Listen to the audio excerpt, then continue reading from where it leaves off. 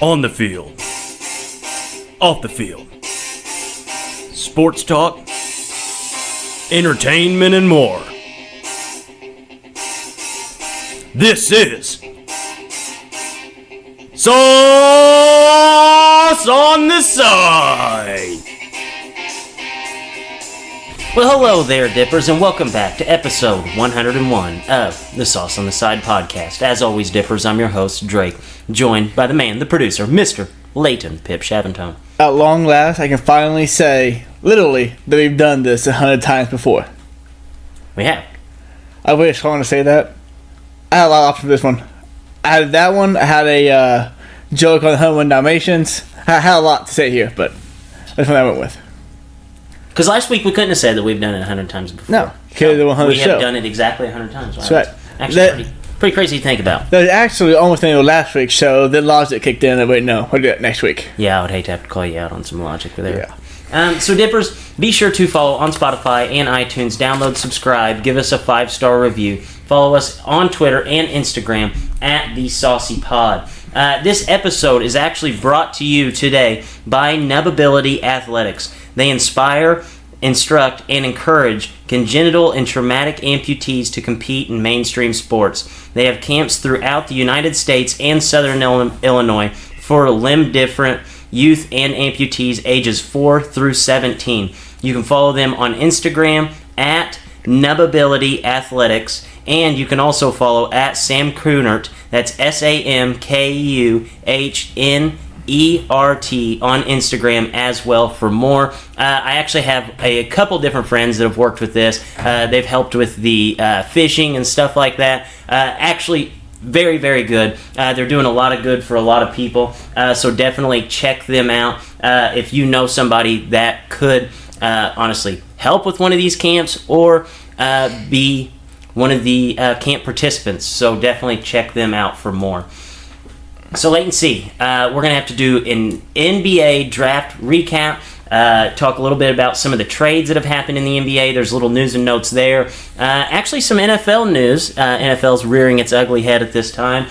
I can't wait to get into that some more. And we will talk a little bit about the MLB. So let's get it off hot and heavy first. So whenever I was typing in the NFL news, I started to get a little excited, and I thought, for the NFL season, we do the word association a lot, and I thought we could tie it into the NBA draft this week. So what we're going to do is a little bit of NBA word association for the draft, and obviously explanation where it's needed. And we're going to run through this and try to hit through all of the stuff of the NBA draft, and we'll talk a little bit more once we're done. So Leighton, best player in the draft? Ja Morant. I 100% agree. For today's NBA, it's definitely Ja Morant. How many times in the NBA Finals did you hear the terms post scoring or rim protector? Never. You didn't, because they're irrelevant in today's NBA. Yep. Players like Ja Morant, who can drive and shoot and pass, is what wins right now. Zion, very good player, great player. I think he'll be a very good NBA player if he stays healthy.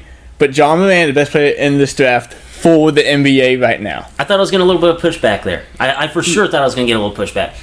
Zion, you can say that he does a lot of... He does a few things at a very, very high level. Ja Morant does nearly everything at a high level. We've seen him score, we've seen him pass, we've seen him rebound, we've seen him... make every player on his team better. If there's one guy in this draft that every single one of your players go up a letter grade, they go from C- players to C players, B- players to B players. Ja Morant's the only guy in this draft, and I'm going to stand by that, and I will say Ja Morant is the best player in this draft. Best fit. I'm just going to go with Ja Morant, too. They had just traded away Mike Conley to the Jazz. Memphis did. And put him with Jaren Jackson Jr. That's a pretty good young core to have. And now especially on a team that's rebuilding like Memphis. So I actually went 2. I did one for the lottery, one outside of the lottery, because it seems like those are 2 just different drafts altogether. Lottery best fit, I went DeAndre Hunter. He's a 44% three-point shooter, and he steps onto a team with the Hawks that shoot the 3rd most threes in the NBA last year. They had 5 guys that shot 4 or more threes per game. He adds that elite perimeter defender that the Hawks obviously didn't have because they couldn't stop a stiff breeze last year. And a fit that I actually have outside the lottery, Jordan Poole.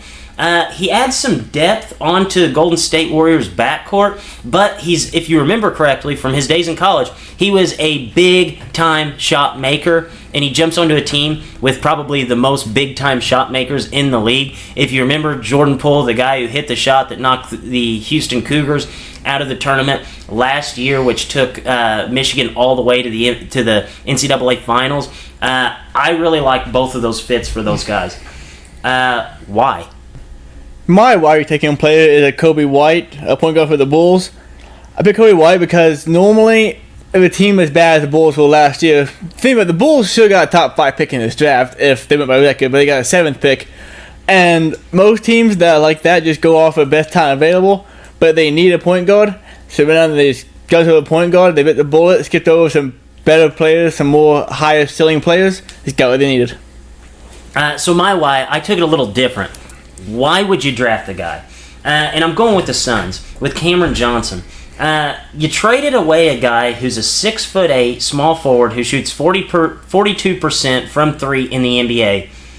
And you go ahead and you draft a 6'8" small forward who shoots 45% from 3 in college.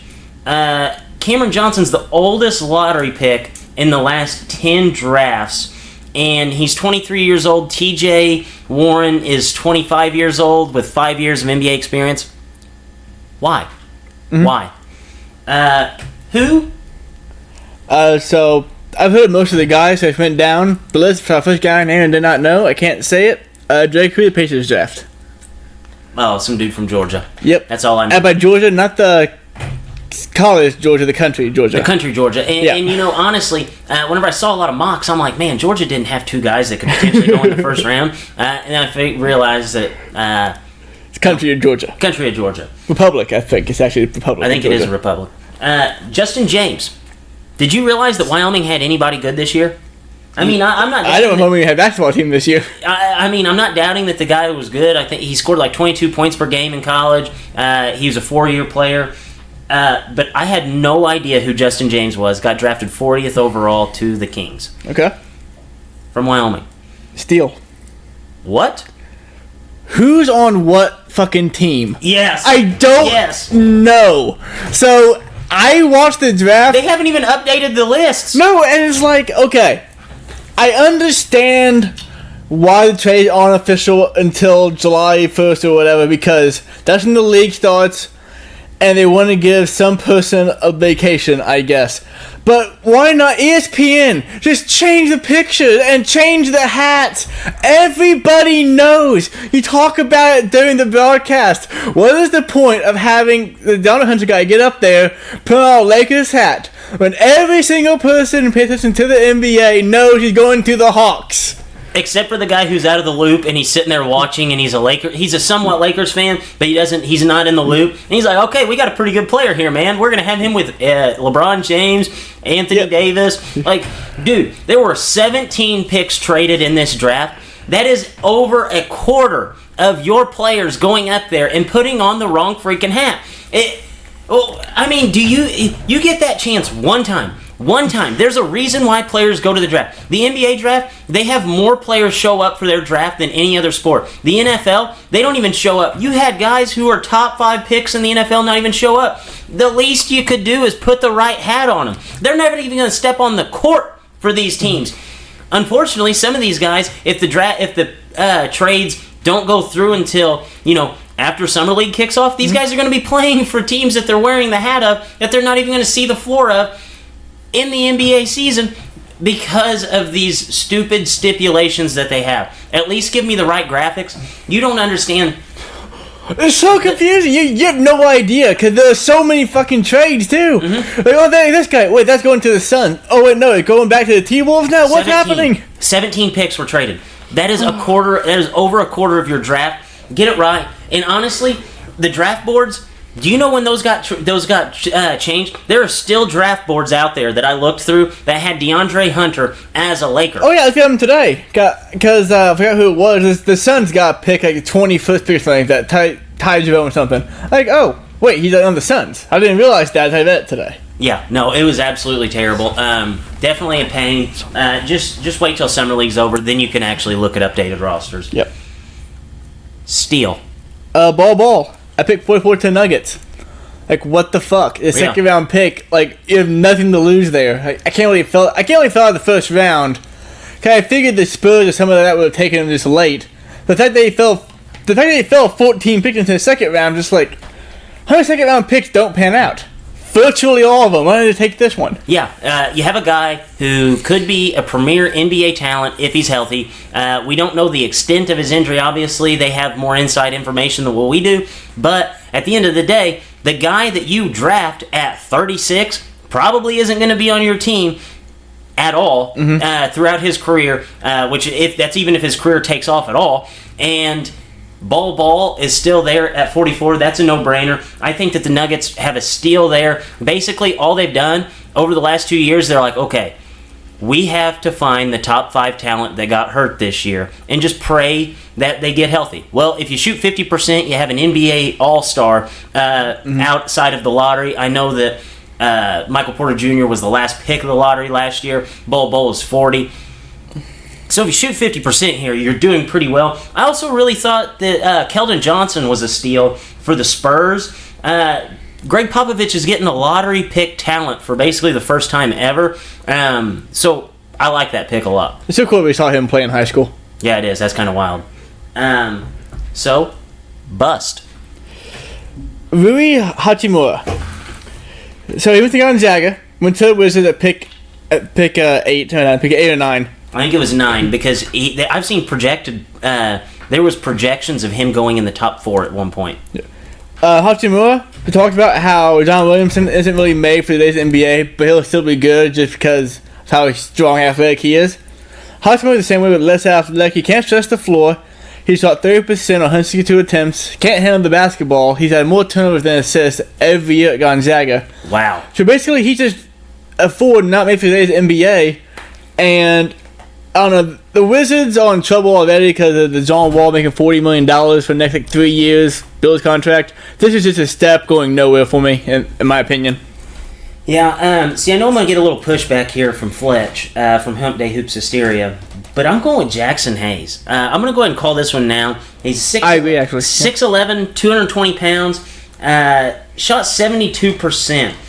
That number is going to go way down in the NBA. I mean, he's a 220-pound center, power forward, whatever you want to put him as. 220 pounds, he's going to get bullied around in the NBA. And it's not like he's one of those guys who's, he's a little lengthy, he's scrawny, he'll be able to stretch the floor. He didn't have a single three-point attempt this year, which is why his number of 72 is kind of inflated. Basically, he would just grab the basketball, turn around, and dunk it. Only averaged 5 rebounds a game.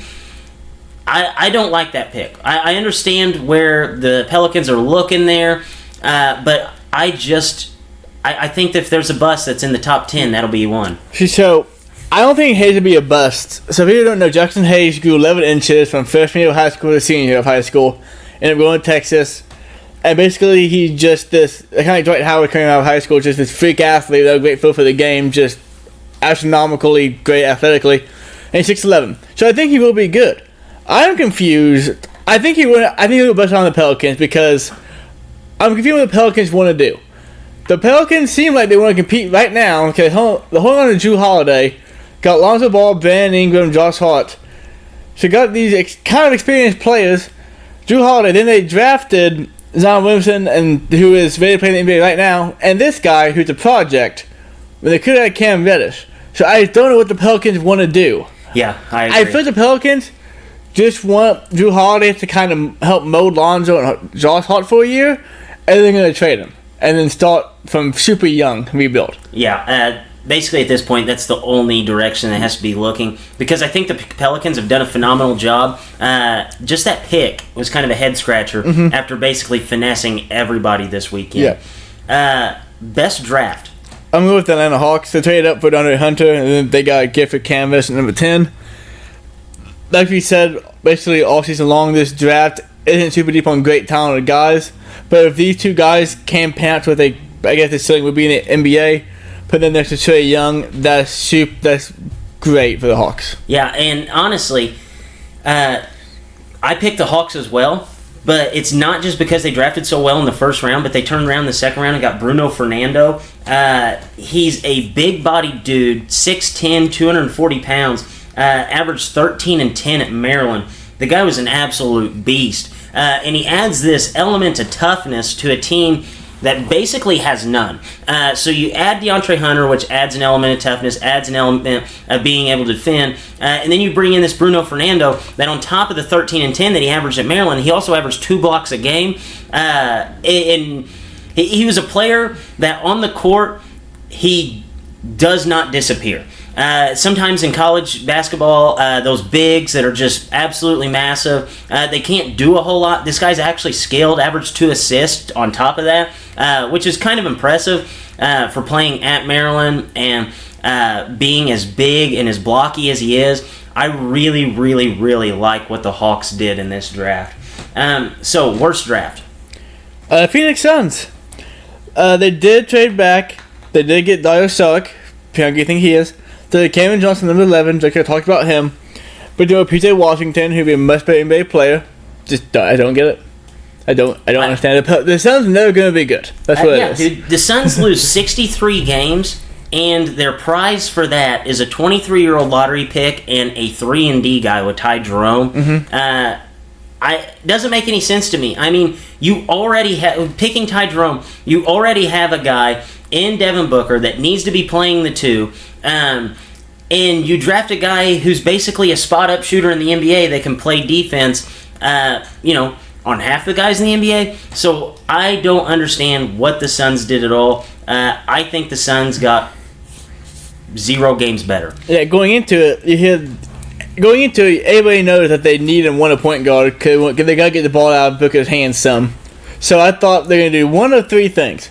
Well, 2 things. Trade for Drew Holiday or Mike Conley, and neither of those happened. So then I thought, okay, they're going to draft Kobe White. And then they traded. Yeah. So, good job, James Jones and the Suns. They did a bad job. So, best trade. There was a lot of them. A record of 17. Yeah. I'm going to go with the Hawks trading the Pelicans for number 4 pick on both sides. Pelicans got a lot of stuff in trading that number 4 pick, and the Hawks were able to get DeAndre Hunter, and then they also were able to get Cam Reddish. I know that they kind of lucked out getting Cam Reddish, but the fact they got both those 2 guys, they couldn't get it without trading for the pick. So the Hawks-Pelicans pick or trade is my favorite trade of the draft. My favorite trade, I have to go with the Pacers on this one. They got pick 32 and T.J. Warren for Cash. You know how many times Cash has won an NBA championship? I thought good things about Cash. Yeah, Cash, he's pretty good, but he has never contributed to an NBA title in his life. Full potential. So what the Pacers got was a 25-year-old who averaged 18 points per game last year, 42% from 3. He's not that great of a defender, but there's only like 5 people in the NBA that are great defenders. And a lot of people talk about how T.J. Warren doesn't really make any of the players around him better. Actually, whenever he was on the court, Devin Booker averages 4 more points per game, which is kind of outstanding to think about whenever you have a guy scoring 18 and, your star player, Devin Booker, is actually playing better whenever he's on the court. So I don't really understand what the Suns were doing, basically just giving him away for nothing. He's locked in for quite a few years at like $10 million, so it's not like in today's NBA that's a ton of money. I think the Pacers probably had the best trade, and that's just because they didn't have to give anything up for it. So you think the Pacers had the best trade of the draft? Yes, I do. You know about the 66 games maximum played? No, I think, you get 66 hard games out of a guy, that can put you in 3 seed for the playoffs. Did they want Joel Embiid? Yep, same guy. You know what thoughts for us? Yes, I do, actually. It was all a dream. I used to read Word Up magazine. This weekend marked the first time Albert Pujols returned to St. Louis, and I'm glad the Cardinal fans had a meaningful game in Busch. Sad news of the week. Dion Barnes of the AAF tweeted that he got sent to collections over a physical for the AAF that he had taken in December. Since the league went under, that's no joke, no funny joke here. That's just an absolute fact that these players are being sent to collections over stuff that they did for this league. Frankie Montez, Jose Canseco, and Mark McGwire walk into a bar. Hottest urinals in the Bay Area. Chris Paul, frustrated with James Harden. You think? The NBA draft, where the commissioner is taller than half the picks and the hats don't matter. NBA free agency, T-minus 7 days. Get your emojis ready. NCAA College World Series, you can't be mad that people don't watch your product. You're competing only with the MLB, and you have your 3-game championship starting on a Monday. What's the difference in Darius Garland playing 5 games and Bol playing 7 games? 40 picks. We're only 4 days removed from the draft, and spoiler alert, the Suns got 0 games better. And there's a new book out this week. It's titled Finesse at Its Finest, and it was written by David Griffin. And those have been my thoughts. So a couple more things from the NBA draft that I thought we needed to hit on. This is the 10th straight year that a freshman's went number 1. Wow. I think it was Blake Griffin was the last one to not be a freshman that went number 1. Wow. Okay. Yeah. That's kind of crazy. That is crazy. And another little thing here. So Darius Garland goes at 5 to the Suns. Oh, Cavaliers. To the Cavaliers, my bad. His son's got Cameron Johnson. Yeah, his son's got You Cameron just Johnson. forgot that. Yeah, I forgot that. All right, easy pick to forget. But Darius Garland played 5 games this year. He came out of high school, I think he was ranked 18th, and he plays 5 games, but yet he goes number 5 in the draft. I see that if Darius Garland would have played a full season, I feel like his draft stock would have only went down. Yeah, because there's no way it could have gone up from where it was, basically. You're not going to go over DeAndre Hunter, who is a terrific defender. He could have gone over him, but I doubt it. Well, think about what DeAndre Hunter did this year. He shot 40% from 3. He was an all-time defender. He's basically Kawhi Leonard. Kawhi Leonard just willed a team to an NBA championship, so that's a hot commodity. Then you have R.J. Barrett, who was the best player in the country coming out of high school last year. He's not going to go over him. He's not going to go over John Morant, who just averaged 20 and 10. And then he's not going to go over Zion Williamson, who did stuff on a court that we haven't seen in a college basketball game in basically the history of ever. Yeah. So I don't see how Darius Garland could have raised his stock at all. And in fact, I think it actually helped him that he only played 5 games. Yeah, and they're 5 really, really good games. Yeah, 5 really good games. But if he had played a full season and averaged 20 and 10, and that's a stretch. That's a stretch for him to do that. I don't think it would have went. I mean, maybe he goes 4. Maybe. See, I think he would have gone 4 because think about how much he roasted his Hawks stock. wouldn't have taken him. Well, they would have had the pick. Pelicans would have had it still, probably. Or they would have traded somebody else. The Pelicans wouldn't have taken The him. Pelicans could trade to the Suns and turned out taking Cameron Johnson. That's true. But no, I think he could kick on 4 because think about what he did in his 5 games. From the 18th best high school prospect to the 5th best prospect in the country. So then another I just think 25 that's a really games weird potential. scenario. Some higher. It is weird though. I don't know. I didn't watch a lot of Darius Garland tape. I would not have taken him right there. But you're Cleveland. You already have Colin Sexton. Why not get another guard that will enjoy hard basketball? And you know what? At 30, give him without 2 issues. They need 2 balls out there. One for Colin Sexton, one for Darius Garland. They can just look each other in the eye and dribble. Yeah. Kind of like what's going on with the Rockets. And then they can find a map for Kevin Porter of how we need to be on offense. Yes. I love that. God. We get D'Antoni over there. I think they have something in the making. John Beilein, man. Dude, John Beilein is going to be coaching that team. What the hell's going on? I don't know. I'm all in for it. Dude, they need to do Hard Knocks, but with the Cavaliers this year. I don't know. I mean, that Kevin Porter pick, I guys don't get it. I don't get anything that the Cavs ever do. Like they take Garland, who's also a 6'3" point guard, just like Sexton. Sexton can't do anything but drive, so I guess they're gonna play 2 small guards, and then they have a 6'5" Porter out there at some point. For a 6-man, I don't know. Yeah. We'll see. Going small. John's got a plan, I guess. Going small. So, latency, NBA news. Mike Conley was traded to the Jazz for the 23rd pick, Grayson Allen, Kyle Korver, Jay Crowder, and a future first-rounder. Does this trade put the Jazz over the hump and make them an actual contender? I think it does. Yes, with the way Golden State's going to be this man next year, Klay Thompson don't play a game. Kevin Durant, don't know if he's even going to go, but he's not playing a game next year either. But here are the teams who I think could be in the finals next year out of the Western Conference. And there's so much shit happening in free agency. They're not ranked. I just thought I'd team and vote them down. Nuggets, Trailblazers, Rockets, Thunder, Lakers, Clippers, and Jazz. That's 7 teams that think realistically come out of the Western Conference next year. And Jazz are one of them. Every year we see the Jazz basically overachieve what they thought they were going to do. And now they have a really good veteran point guard put next to Donovan Mitchell who can actually control the offense really, really well. Could be a really good team next year. I think they'd be really tough to score on. Yeah, I agree. You know, not only does he bring this sense of, you know, being able to control the ball on offense, but also this is Mike Conley off the grinded out Grizzlies. Like, this is the guy that can basically lock down the other team's point guard. And, you know, if he's healthy, it's going to be a great asset because realistically what you had in the backcourt was a Ricky Rubio who couldn't shoot his way out of a wet paper sack, and you had Donovan Mitchell who, you know, he's phenomenal, and he's just going to get better this year, especially with the way that his team, you know, how their season ended just a year ago. Out of teams that I know what they're going to be bringing in to week 1 of the NBA season, you have to have this team as a top 3 contender in the West. You have to have them over Golden State this year, just for the simple fact you don't know where this team's going to go. Obviously, they're going to bring back Klay Thompson, we think. We don't know about Kevin Durant. Kevin Durant's probably not even going to play all of next season. You have a decimated roster because you had brought in Kevin Durant. There's so many questions around that team. Yes, in a 7-game series, do they still probably beat the Jazz? You can make the argument that they would. The only teams, though, out of the West that I know what I'm going to get going into this offseason, into next season, are the Blazers, the Rockets.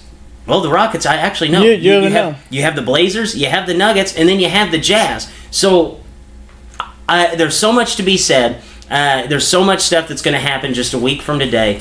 But I do think that this Jazz team is going to be having a home court advantage in the first round, maybe even in the second round. And if Mike Conley's healthy throughout the whole season and throughout the playoffs, this team, it would not surprise me at all with the big 3 that they have going forward, would be in the NBA championship. I'm not saying that they will be, but I'm saying there's a chance. What no one's really talking about, what we watch out for is Paul Millsap's option. It's a club option for $30 million. I don't know if accept that or not. I don't know what they have planned for agency, really, because they're not going to get anybody big. So will they take Paul Millsap and have him be the 4 and just kind of have a good 4, or get several more good players come in there? Something to see. I'm excited for NBA free agency. I can say that's the least. So, turmoil with the Rockets. It was reported that Chris Paul and James Harden aren't seeing eye to eye, go figure. And there are reports that the Knicks actually declined a trade for CP3. What do you think the problem is? Except for the obvious. Dude, we called this shit when it first happened. They brought in the 2 most ball-dominant guards in basketball and decided to enter a system to make it work. And the system did work. James Harden kicked ass. They almost beat the Warriors twice.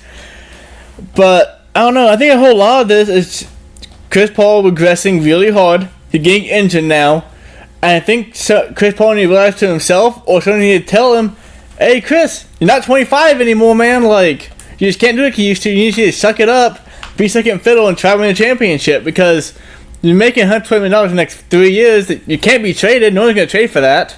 I don't know, Rob Pelinka might trade for that, but you're probably not going to get traded. You're probably stuck there, so you might want to get the fuck over it. Yeah, no, I agree. It's kind of like one of those get over it type things.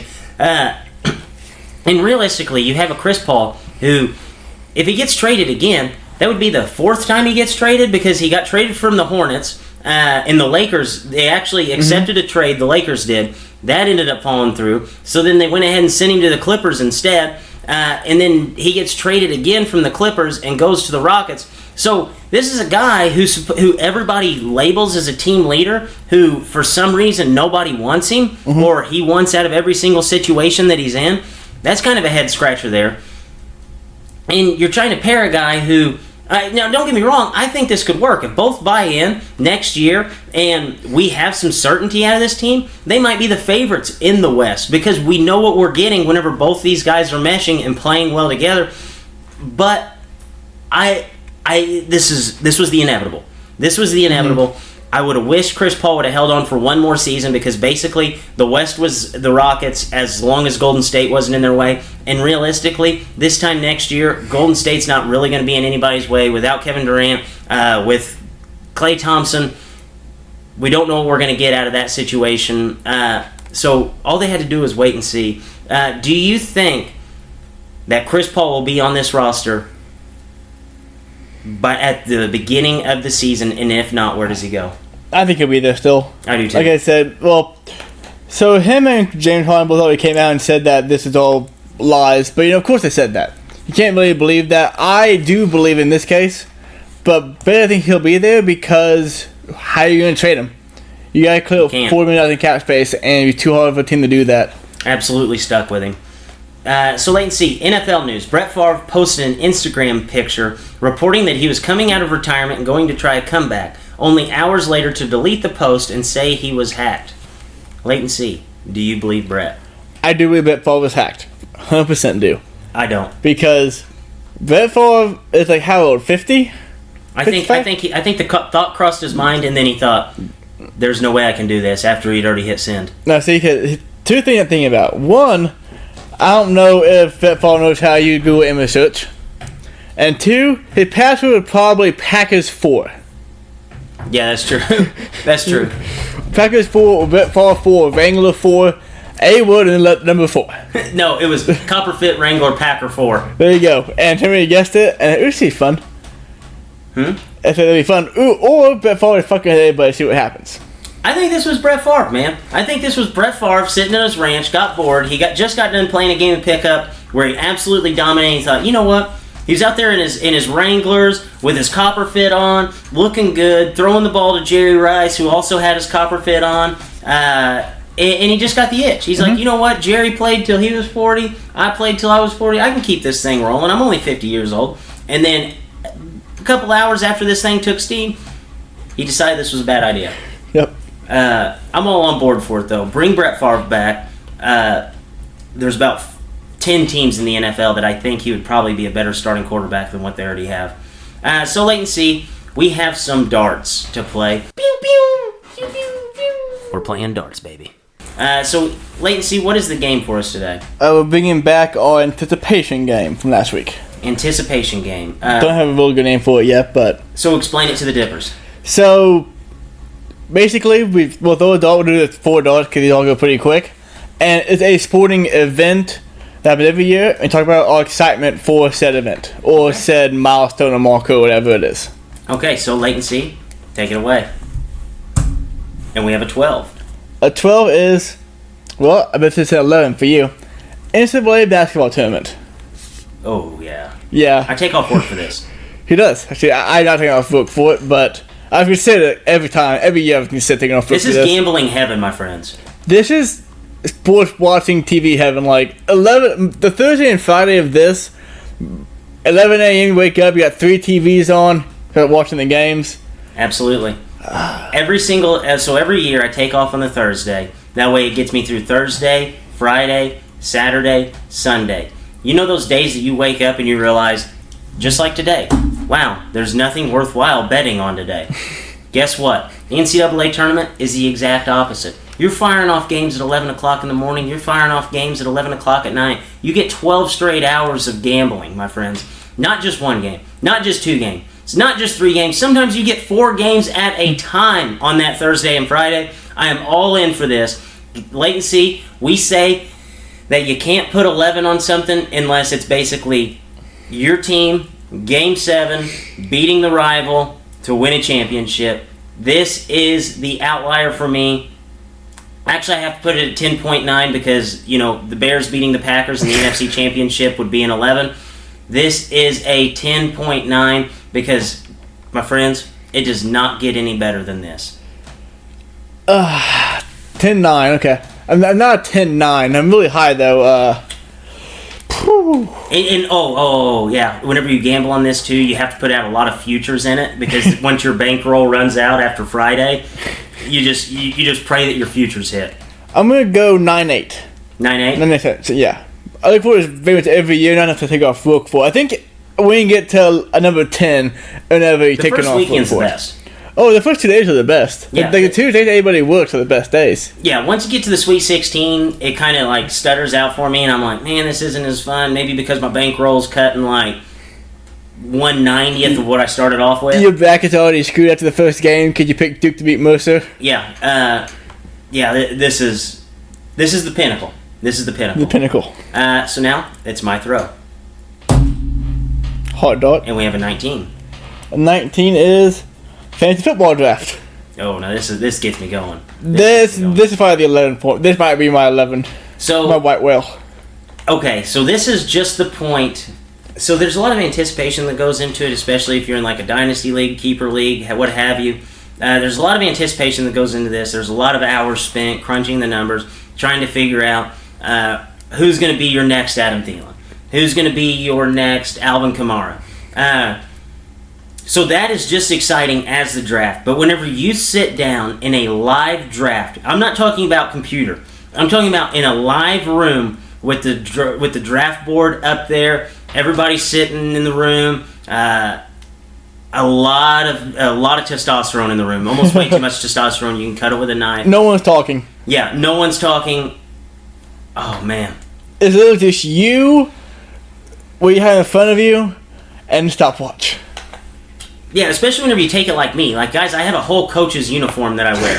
I come in with I have a visor that I had specifically made with my team name on it, and a polo with my team name. I wear the khaki pants. I wear some nice shoes. I actually have a pair of Jordans that I saved specifically for draft day. This is a 10-8. 10-8? 10-8. I mean, this is one of the best days of the year. 10-8, yeah, it is. So, where do you And you plan your whole day around it. Oh, I mean, yeah. People show up early, and then you have night plans. Like, You gotta be all in. You gotta get to the draft at And least all 2 10 hours people, early. The best part is, all 10 of the people in your draft, 12 people in your draft, however many people you have, all go to the same bar afterwards. Mm-hmm. And then just like your friends that you see out are asking how your team's panned out. Oh, yeah. And you just sit there and you argue over, well, my team's better than his. Oh, look who I have. And everybody in the bar at the end of the night knows who's on every single roster in your league. Yeah, and then you do all these ridiculous trades. The next morning, like, hey, you wanna do that still?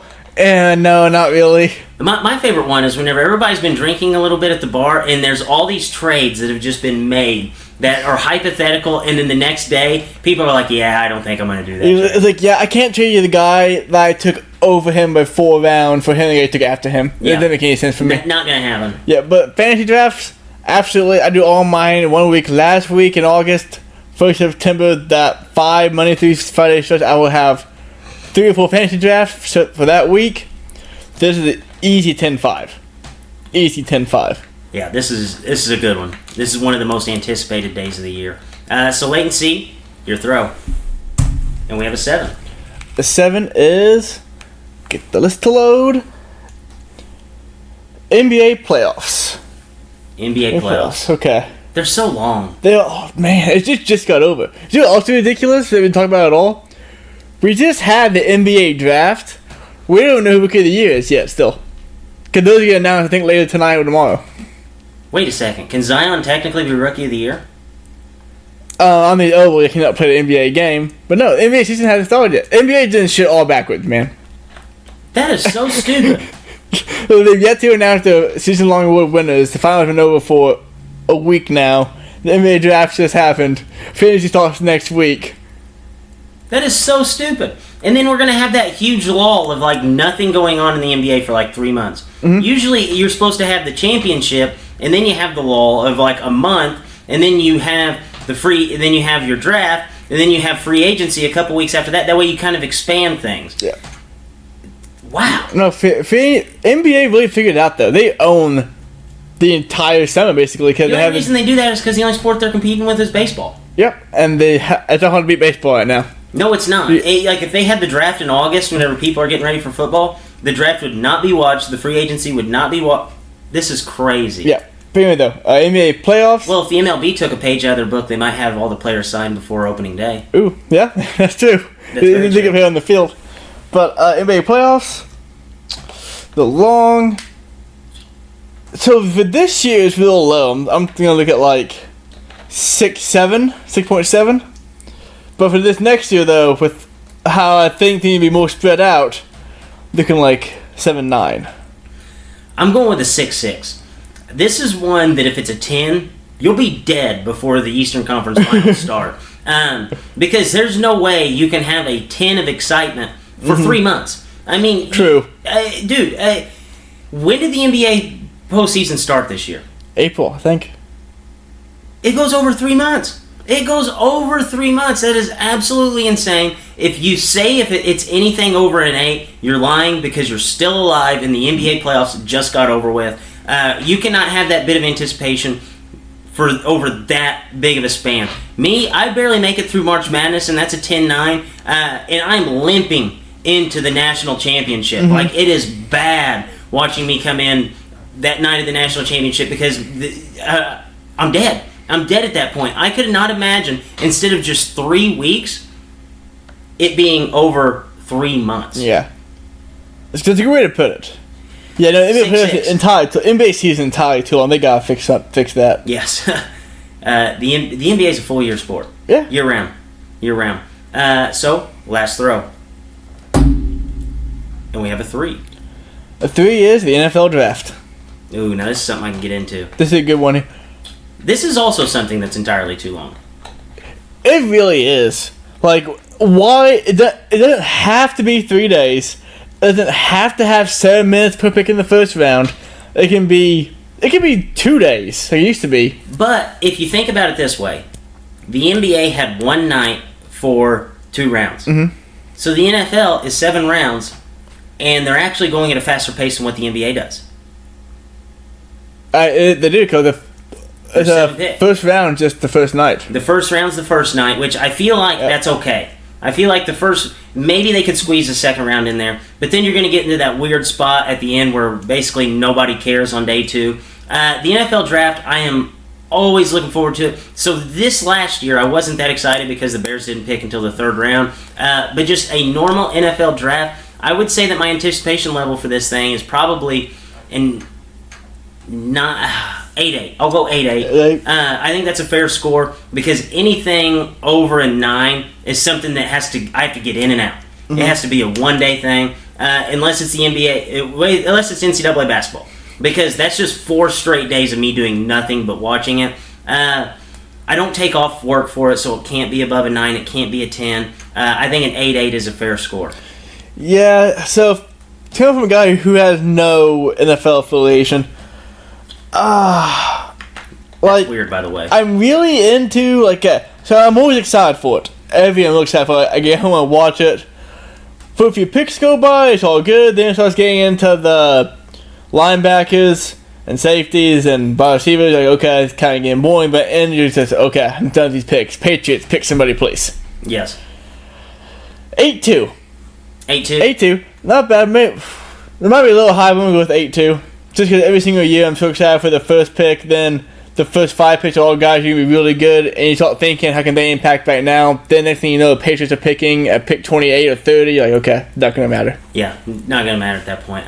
They 2 and 3, I don't care about. They can not broadcast that shit. Day 2, I always like day 2 because you have a lot of good talent usually there, so mm-hmm. I usually watch up until the 4th round. I used to like day 2 back when it was just Saturday and Sunday. It was like round 4 through 7 or something. Oh yeah, they get after it. Yeah, that was good. They get that shit quick. Yeah, they get after it. Dude, the NBA draft, it seemed like that flew. It flew, and we'll wait for what I'm going to say. Actually, it's coming up next for Shit Take. So, great segue to Shit Take, Drake. All right, so guys, it is time for the shittiest take of the week. Latency and I, we watch a lot of sports television. We listen to a lot of sports radio, and we obviously surf Twitter for stuff like this. So it is time, Latency, for us to give our shittiest take of the week. So my take of the week goes to Rick Bucher. Rick Bucher was the stand-in host for Doug Gottlieb last week on Doug Gottlieb's show. Oh, Jesus. And this came out last Friday, right after the NBA draft, so on Thursday night. He came on to talk about how hard the draft was to watch. I'm thinking... I tuned out whenever you said they had Doug Gottlieb's stunt double. Yeah. So... Drake talked about NBA draft being real fast, having per pick. I even commented to their friends, Drake and Fletcher and Brandon, night of the draft, said, man, this fighting thing, this is awesome. It's going by real quick. I mean, it's easy to watch, great to watch, with the exception of the guys that are being projected to the teams. Great watch, I thought. Really quick. Vic Bucher did not like watching the NBA draft. Not because of the trade things. Not because of how long it took. Because he didn't know who the players were. What? So this isn't really a shit take. That's your This fault. is just me telling you that you did a really shitty job at this. What? So he brought on a guest, and I don't know who the guest was, because we have guest hosts on these shows. They bring in guests after guest after guest, because you don't really care about the fourth guy at Fox talking in the primetime slot here, really. Was he just trying to make an argument that the guys need to stay 4 years? No, he wasn't in that either. He was just like, I'm watching the draft, and I get through pick like 8 or 9. I don't know who the guy's even on anymore. I just kind of tune out. And he asked his guest, he was, you follow college basketball, you know who these guys are? A long pause. He goes, yeah, Rick, that's my job. Like, Rick, if you're doing a show, primetime radio shows like, 3 o'clock. National radio. Following the NBA draft. And the day after the draft, you know what's going to be on there. You don't think you want more to take an hour or two the day of the draft to figure out who these guys are and look it up or something? Because, let's just be honest, like me and you, we don't know every college basketball player. We don't know every MLB player. There were probably 6 guys taken I didn't know. We got to look this stuff up. And last week at Hunter Hoop Hysteria, me and Fletcher broke down that draft pretty deep. So for a solid hour, 2.5 hours, I just looked up guys in the draft I'm going to talk about, looked up some tape on them, figured shit out. And that's what you gotta do. Here in like 15, 20 minutes, talk about the fucking All-Star stuff from MLB. If you tell me, Drake, that you knew every single snub and why they were snubs, Nope. I'm gonna say you're lying to me. You have to do your job, Vic. That's bad. It's work. Like, yeah, you have a great job talking about sports for money, but you gotta do your fucking job to know what you're talking about. Like, see, he said that all. I don't care if anything he says anymore. It's wrong to me now. He did no homework. You have to at least... you can't let people know you're a joke. That too, like, at least bullshit it. Like, you just had a tablet up and going, okay, pick 9 Jackson Hayes. How about Jackson Hayes to the Wizards? Yeah. Don't just say I know who the guys are. If you don't know somebody, if you throw out their height, their weight, and a few stats, you sound halfway intelligent. Yeah, you at least get by on that, then just have a few points and this one can't do this well. Like, I'm not an expert on Yui Hachimura, but I know he can't shoot, he can't dribble the basketball. That's all I need to know about him, really. Dude, that is absolutely awesome. Especially pick 8. I didn't know anybody after that. Did you watch any basketball? I'm pretty sure Duke was the most televised team in the world, maybe ever, in college basketball this season. And there was a guy named Cam Reddish who was still on the board at pick 10. So if you didn't watch any Duke, you probably wouldn't know who Cam Reddish is, which means you didn't watch any college basketball if you didn't know of any of these players after pick number 8. Yep. And even at pick 8, what an arbitrary number. You're telling me you knew who Jarrett Culver was, but Yeah. you didn't know who Cam Reddish was? I know Jarrett Culver didn't get nearly the attention that Cam Reddish did this season. Yeah, I don't know. He was definitely not prepared to talk about the NBA draft the next day. Dude, that is awesome. He didn't know any of the players. He knew who Kobe White was at 7, but he didn't know who Cameron Johnson was or Nazir Little. Like, I don't know. David, That's awesome. The top dogs at Fox don't get pulled to listen to this stuff too much. But this is like going and tell your teacher, yeah, I don't know the answer to this test because I didn't look it up. I flat out just did not do the work on this one, Could Coach. you imagine being the guy in the room that says, yeah, I know a lot about DeAndre Hunter. Who's Kyle Guy? Who's Ty Jerome? Are you guys? That is absolutely awesome. So my shit take of the week, guys. I did say I may have lied to you guys. I said that Skip Bayless was going to take me to the end of the NBA season throughout the playoffs, just with the shit he takes. But there was a tweet 8 hours ago that just left me speechless, and there was a rant that he went on Undisputed today that just left me speechless. Skip Bayless tweets, "I'm not counting the Clippers out. Between Steve Ballmer, Jerry West, and Doc Rivers, these 3 are very persuasive human beings. If they do get their meeting with number 2, they will make a very strong case he belongs on the second team in LA. So, he's making the case for Kawhi Leonard to go to the Clippers, being the second team in LA. Then, you watch the clip of him arguing with Shannon, and he says that Kawhi Leonard can outshine LeBron in LA.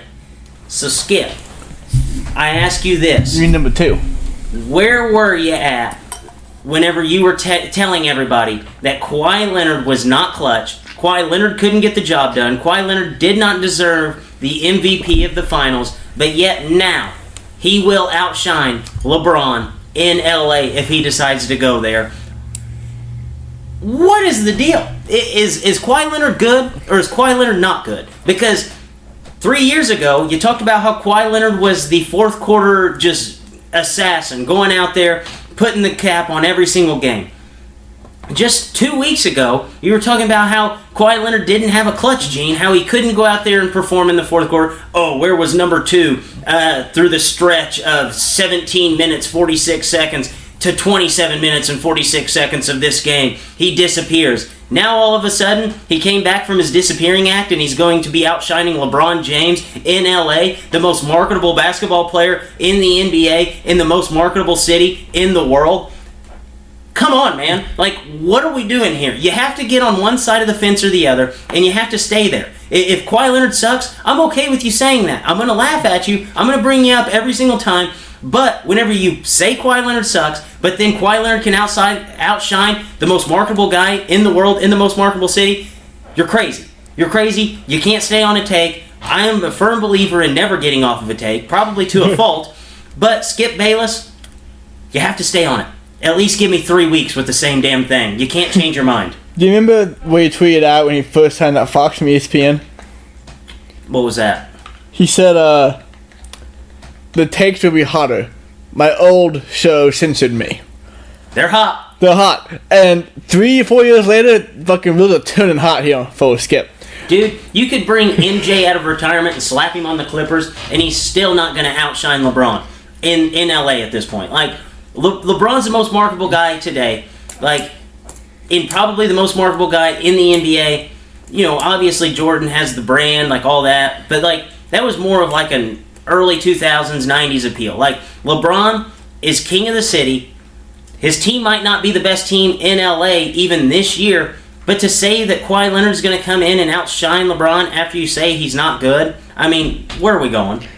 Yeah. What direction was he going to be at the beginning of the season? That's my promise to you. I will bring in one of his takes at the beginning of this. Wherever Kawhi signs, in his report on it, I will bring that back in. Do you think Shannon even does notes anymore? Do you think he just has like a few spots and he knows if to say something ridiculous, he's gonna have to play back on? Why do you do take up all the airtime? Dude, exactly. If he just put down like your thoughts in the thinnest way possible. Like barely have him on there. 5 bullet points. Then say them. Skip will say something that makes no sense at all. You say no, Skip, and you tell him why he's wrong. Yep. Dude, I mean, you cannot prepare for this kind of stuff. I mean, dude, he probably saw that the show outline said, okay, we're going to talk about the Clippers and their chance to get Kawhi. I'm going to bring in all these reasons why, because he's supposed to go head-to-head with Skip Bayless, and he brings in all these reasons why Kawhi Leonard's going to be great in LA, and then to argue with Skip because he's expecting Skip to go a completely different way. Skip comes in, knife in the back. Kawhi Leonard's going to be the best player in LA. Mm-hmm. I love it. You can't make that kind of stuff up. So wait and see. Let's go ahead and talk about some MLB here. So Frankie Montas, did I say the name right? I think so. Okay. Pitcher for the A's will miss the next 80 games for testing positive for PEDs.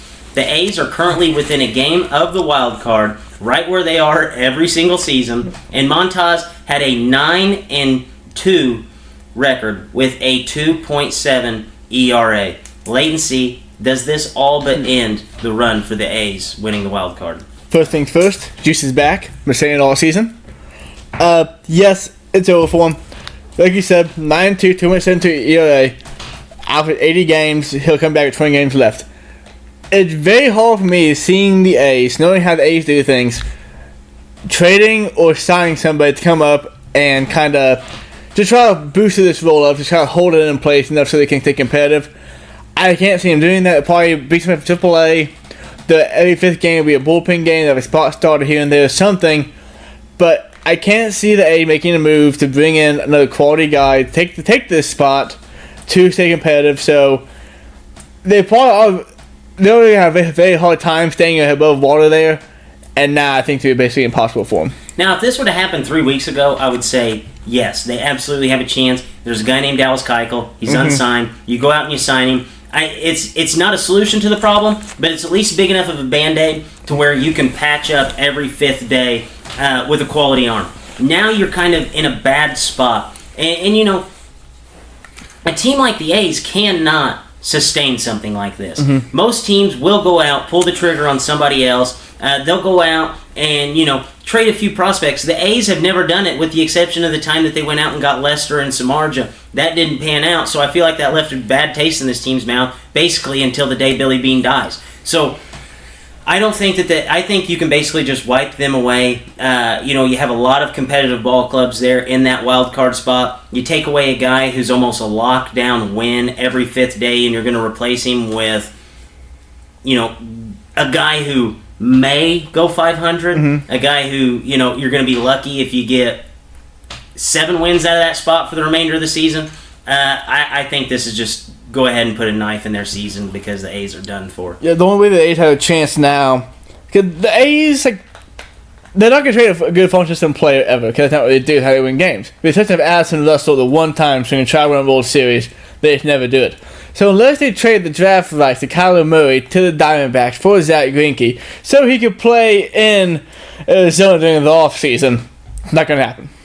That's pretty smart, though. That'd be crazy. Dude, that's not a bad For idea. one, the Diamondbacks did that. I don't know. If that would be the craziest trade in history of baseball if that happened for that reason. I would absolutely love that. I'm all on board on it. Get the phones dialed up. Oakland to Arizona. We got to make this happen.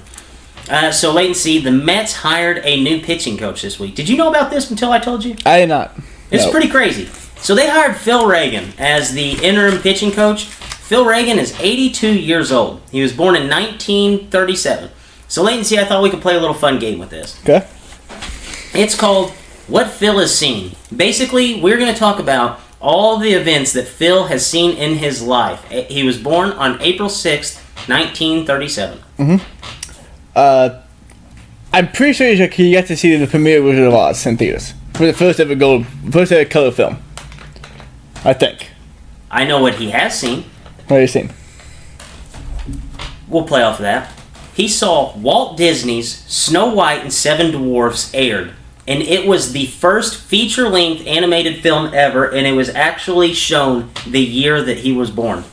Yep, he did in DC Wizard of Oz. It came out 2 years after he was born. The man has been alive for every single featured-length animated film. What qualifies for a featured-length animated film? Over 40 minutes. He's been alive to see every single one of them. It's impressive. That is very impressive. Alright, next. He got to see Ted Williams play before and after the war. 17 presidents. That's crazy. Speaking of presidents, he was actually alive. This actually happened the same exact year that he was born, to see Abe Lincoln's head added to Mount Rushmore. Oh, wow. Yeah. Okay. 1937. He got to see Woodstock, and go along with Woodstock, he was alive at a time where all narcotics were illegal. He was alive when all narcotics were legal? Yeah. Wow. I think that all that shit didn't start becoming illegal until, I think pot came out in like 1940s, some 50s. Wow. And like stuff like that, like meth wasn't really even around, or what are they called? Like opium was a thing, but nobody knew what opium was. It wasn't illegal yet. So in 1937, Picasso painted Guernica. I guess that's a painting famous. The fact that Picasso painted something in the year that he was alive is what I'm hinting at. Invention of the push pin. The invention of the push pin. Wow, we use those a lot, actually. He missed the invention of the ballpoint pen by 3 years. Wow. He's got to see every NFL Super Bowl. In fact, he was 29 years old whenever the first Super Bowl happened. He was older than us whenever he saw whenever this first Super Bowl was a thing. Wow, that is weird. He got to see all the different goalpost placements in NFL. Staying on NFL, he's seen 17 teams added since the first Super Bowl. Oh my gosh. Over half the league. The man has been around for over half the league and old enough to realize what's going on with those teams. Yeah. Keep in mind, because we know that a lot of people are still alive for this amount of time, but this guy's an MLB coach right now. Yes, he's an MLB so coach. That's why we're talking about this. That's because of 18 years ago. I absolutely, I'm all on board for it. I hope the Mets come out, and actually the Mets players have come out and said that they're like, this dude's like really, really good at what he does. So I hope this works out. Like, I'm not making fun of the guy, but it's just unbelievable this guy's still coaching. And he is 82 years old, and he's seen all this stuff. In fact, Winston Churchill and Adolf Hitler were still alive whenever he was born, and he missed Mein Kampf being written by 12 years. He actually got to see the Mets playing Polo Grounds the first 2 years they were the team.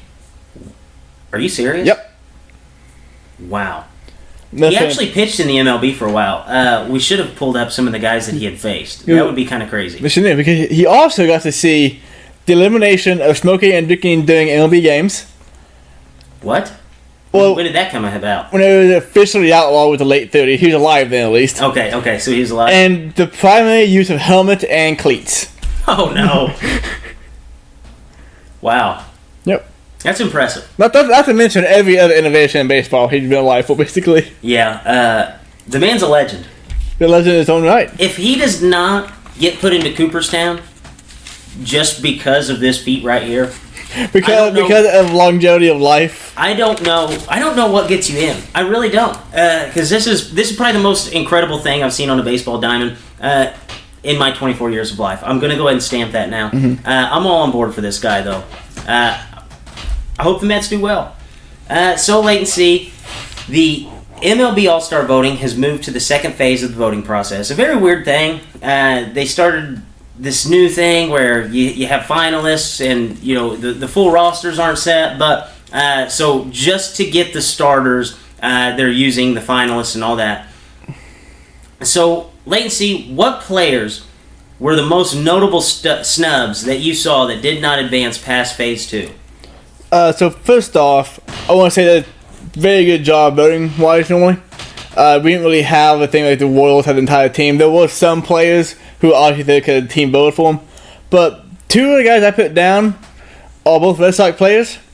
And one's Xander Bogaerts, one's Rafael Devers. Xander Bogaerts for American League leads all shortstops in home runs, RBI, and OBP, and he's second in average. He was 6th in voting. And Rafael Devers, just like Bogaerts, leads the American League in RBIs, OBP, and average. He's 3rd in home runs. He was like 4th in voting. So those were the differences been on there. And for the National League, Anthony Rendon and Juan Soto both having really, really good seasons. They both have OBP over 400, average over 300. Rendon has 17 home runs, which is for third baseman tied for, I think, 2nd.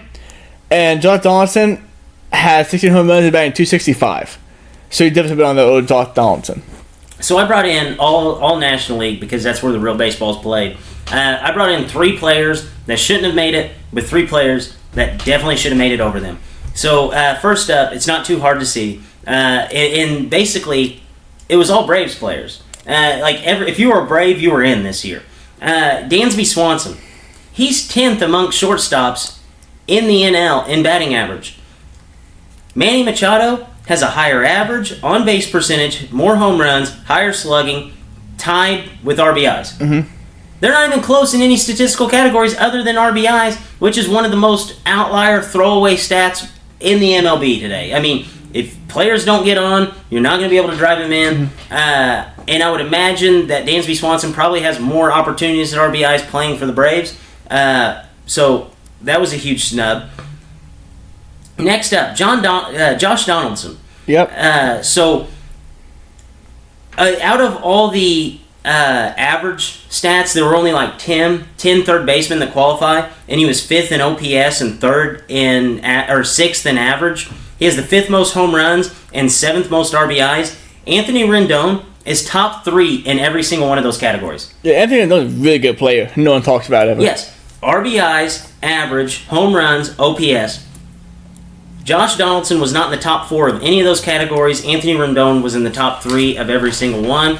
And in the outfield position, I mean, I understand that like the Cubs fans like wanted all their players on it, but Albert Almora, he just got a participation trophy. Like, he has 22 RBIs on the season. He's hitting 245. Definitely not, all-star quality. I know Jock Peterson hits a lot of home runs, but he has 50 total hits on the season. I would imagine that you could find somebody that would be better than that. I think Schwarber about like 213. Yeah, Schwarber's not his weight. If better his weight, he'd be great. No, if he hit his weight, he'd be phenomenal. Especially if he hit his weight from like 2 seasons ago.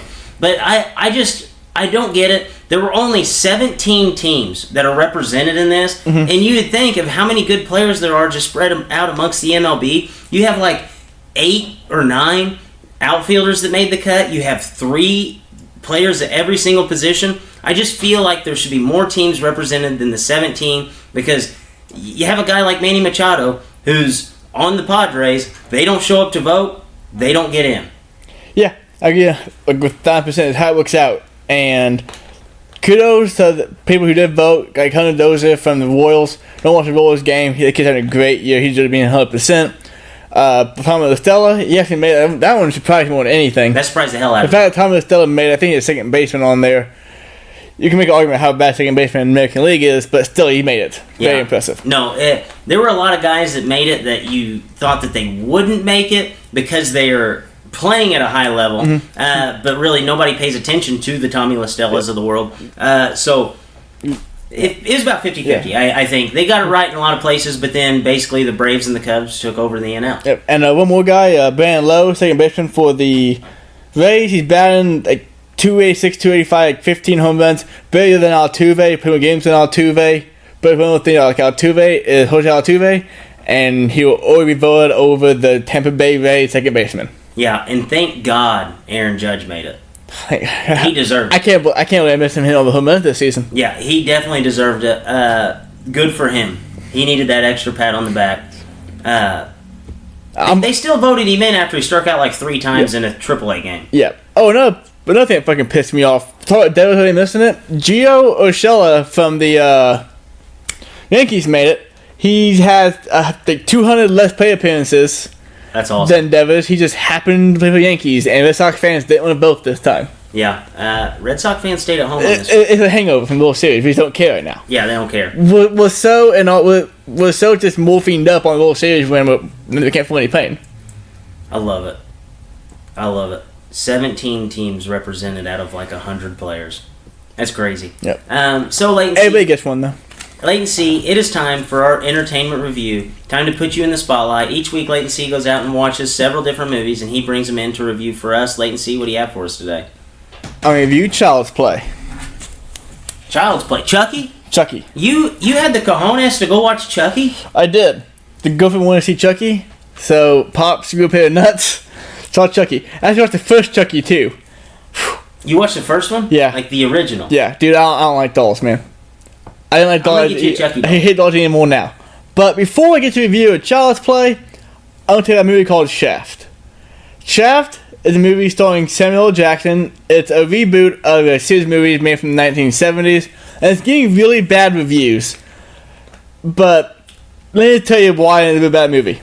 Here's the IMDb description of this movie. John Shaft Jr., a cybersecurity expert with a degree from MIT, enlists his family's help to uncover the truth behind his best friend's untimely death. That could not be a worse way to say on this movie ever.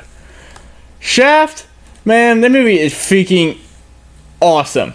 It's a comedy, rated R, it's just super raunchy, and every time anything about it is just hilarious.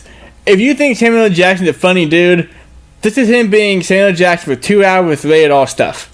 It's great. Yeah, that sounds good. It's getting bad reviews. People are comparing it to the old Shaft movies. Never seen those. Don't care about them. They don't even know about it until they saw this movie. Are there any snakes in the movie? No snakes in this movie. Wow. Well, it would be, but no snakes. Snakes on a plane, man. Oh, no, yeah. No planes, no snakes. Wow, that's a bummer. Anyway, for Child's Play. If you saw the original Child's Play, you know that way the magic got into the doll was by some guy's voodoo magic. Immediately, not like the first movie. This one much more realistic. Much more realistic.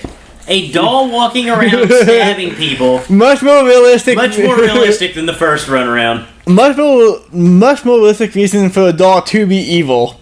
A guy got To be 500. evil, a doll shouldn't have a personality. Damn, like listen, Alright. Jake.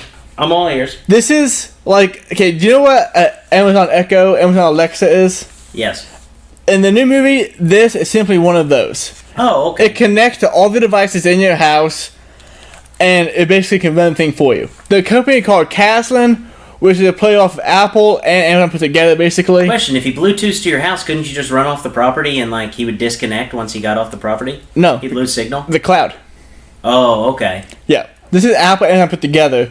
They have a thing in a movie called Uber, like Uber, but it's called Caslin, and the car picks you up, fully automated. Looks awesome. But anyway, though, so a guy Jeff Bezos in charge of all this? he probably would be. Wow. A guy gets fired from work, gets mad. His boss decided he can take off all the safety chips for violence and language off of the doll and send it out. Mom buys the doll for her son. Obviously, bad shit starts to ensue. Movie? You see Invisible Chucky? This one's much better. Much better visual effects. But overall, from an acting standpoint and a writing standpoint, it's about the same. You're going to be thinking throughout this movie, it's only an hour and a half long, you're going to be thinking like, okay, when shit starts to get scary. This movie gives you everything in 40 minutes, or less maybe. You're thinking, man, should better pick up, start yawning a little bit, and then, boom, spoiler alert, guy gets run over with a tiller.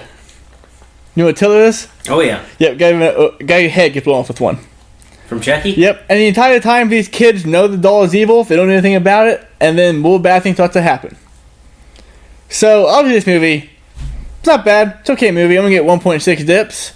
Weird thing about that movie though is, Drake, weirder than the killer doll, weirder than the horrible parenting of horrible kids, Mark Hamill is the voice of Chucky. Mark Hamill is Luke Skywalker. Well, that's weird. So if you know that going into it, Dude, they should have had Gilbert Godfrey be the voice of Chucky.